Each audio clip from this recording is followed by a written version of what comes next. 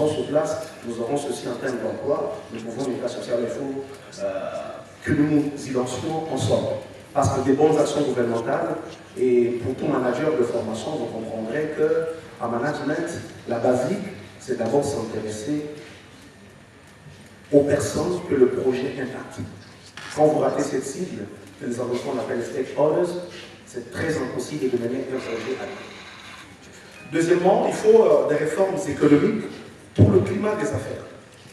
Il faut reformer notre cadre légal. Le Congo souffre de beaucoup de problèmes. Par exemple, en matière de création d'entreprises, nous sommes très loin. Quand il y a eu des avancées récemment, mais aujourd'hui, c'est du recul. Dans d'autres pays, dans 5 minutes, tu peux créer ton entreprise sur ton smartphone. Mais au Congo, il faut des mois, parfois des mois pour n'avoir pas tous les documents. Et quand nous essayons de nous rapprocher, par exemple, du guichet unique, ils ont leur raison. Par exemple, la plupart des jeunes entrepreneurs ne déclarent pas. Ils ne déclarent pas après, ils sont enregistrés aux impôts, mais ils ne reviennent jamais. L'une des raisons qu'ils avancent, mais je pense que nous devons reformuler notre cadre légal pour pousser de plus en plus des initiatives privées et des initiatives étrangères de venir dans notre pays. Le président cherche des investisseurs au Congo, mais ceux qui travaillent dans ce contexte ne facilitent pas les choses. Le Congo est très lourd en cette matière. Le Congo, c'est la corruption dès que tu y jettes ton nez, hein. Pas de porte et ceux qui viennent avec, ça ne facilite pas les investisseurs étrangers de venir s'installer dans notre pays. Et ce sont des choses qui doivent changer. Et troisièmement, nous avons parlé du renforcement du secteur financier, c'est très important. C'est malheureux aujourd'hui que le Congo, il n'existe pas une seule banque de développement congolais-congolaise, ça n'existe pas.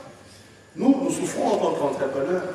Les banques nous taxent parfois de 12 à 30% de taux d'intérêt à court terme, parfois à moyen terme. C'est exagérément trop dès l'instant que dans le business, par exemple, moi je suis sous-traitant, la marge bénéficiaire ne dépasse pas les 10%. Comment est-ce que tu peux faire du business au Congo alors que les banques qui ne sont pas congolaises jouent à ces jeux-là? Et je vous informerai que la plupart des banques n'aident que les ressortissants de leur pays. Les banques libanaises mettent d'abord en exergue les citoyens libanais. Et ça, c'est vérifiable.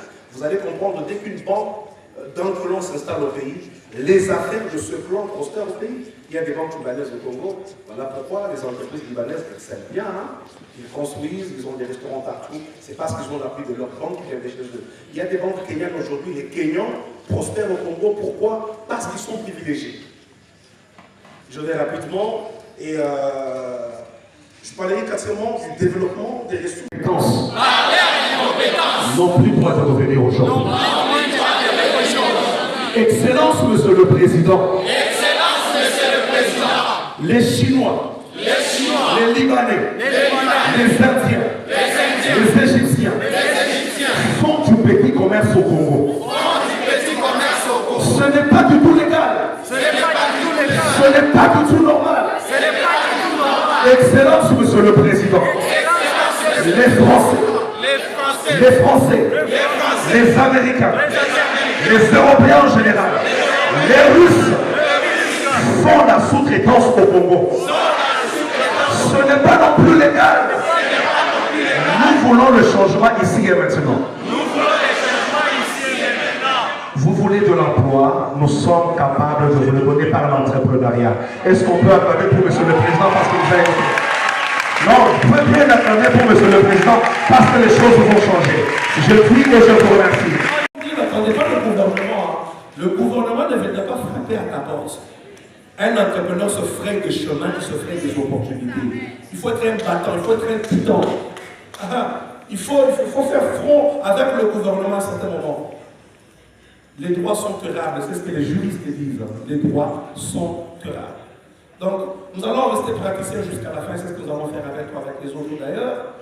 Et pour terminer avec mon cher frère, est-ce que je serai prêt, parlant de l'unité, c'est quelque chose de très capital. Chers jeunes, nous échouons le plus souvent parce que nous ne sommes pas ensemble, parce que nous ne savons pas nous mettre ensemble. Ça, c'est une vérité. Nous avons échoué lamentablement aux élections pour ceux qui étaient candidats comme nous autres, parce qu'on n'était pas capable de relever un consensus, de nous mettre ensemble, de travailler en réseau, de mettre nos égos des côtés, des privilégiés, certaines personnes qui étaient porteuses peut-être de plus de lumière que nous.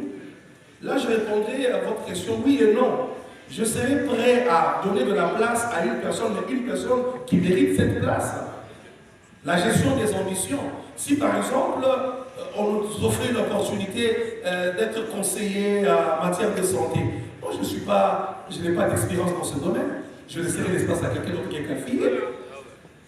Si on nous donne une opportunité, par exemple, vous avez des finances, moi je ne suis pas un financier pur, on laisserait une opportunité à quelqu'un que nous connaissons, qui travaille avec nous, qui milite avec nous, qui est plus qualifié que nous autres. C'est ce que tout le monde doit faire.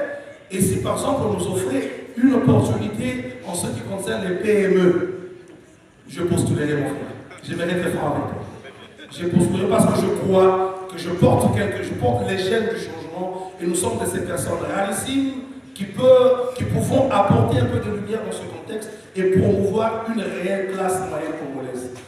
Nous avons des belles lois, des bonnes lois, nous avons des bonnes législations, mais parfois nous souffrons des bonnes personnes. Le président a mis beaucoup de programmes en place, mais la plupart de ces programmes, 90%, souffrent d'application.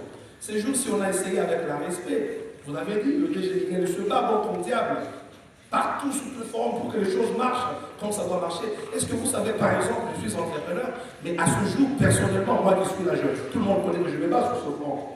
Je n'ai jamais reçu un seul contrat, une seule opportunité de la part du gouvernement. Et ça ne nous empêche pas de continuer. Moi, je n'ai jamais reçu une seule opportunité.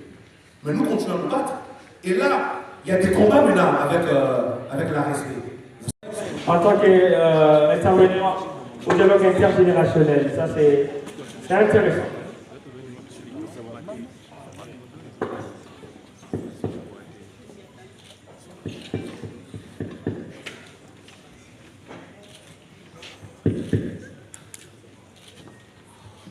Et pour finir, je vais inviter M. Don Israël Bouilly, qui va également recevoir son diplôme de formation et le service de protocole américain d'espace. L'élévation vient ni de l'Orient ni de l'Occident, mais l'élévation vient de l'Éternel. Oh, c'est ça là, doit léger de la paix. Mathieu Mathieu, Sud-Bois, Très belle expérience. Et pour ce faire, vous savez, le prochain intervenant c'est quelque chose sera de un mieux économiste entre les générations, de les formation. jeunes et vieux, nos aînés, Il ceux qui est nous ont précédés, entrepreneur. et Il est ancien voilà, directeur nous sommes là, général des choses. de la Pendant beaucoup City de années, Bank le Congo en s'est présenté RDC. comme aujourd'hui un pays oligarchique, là où Il a été gouverneur de la Banque partie centrale du des Congo. personnes se sont accaparées Et du c'est lui pouvoir qui a la plus longue politique et celui longévité en ses économique. postes. Mais là, nous voulons discuter pour dire des choses en face, Et pour que les choses que changent. La jeunesse et doit sa participer à la nomination gestion par de le la cité, la jeunesse doit participer à la promotion entrepreneuriale, la jeunesse doit aussi participer à l'élaboration des programmes de promotion économique de notre pays. C'est le but dans lequel nous étions et nous sommes en train de En octobre 2007 à octobre 2008, ça a travaillé beaucoup des années, ça fait plus de 15 ans que nous nous battons pour cette même jeunesse. Aujourd'hui que les jeunes commencent à reconnaître ce mérite-là, ça nous va dans le cœur, ça nous donne encore de l'énergie suffisante pour avancer, pour pousser encore, afin que les droits entrepreneurs des jeunes soient respectés dans ce pays.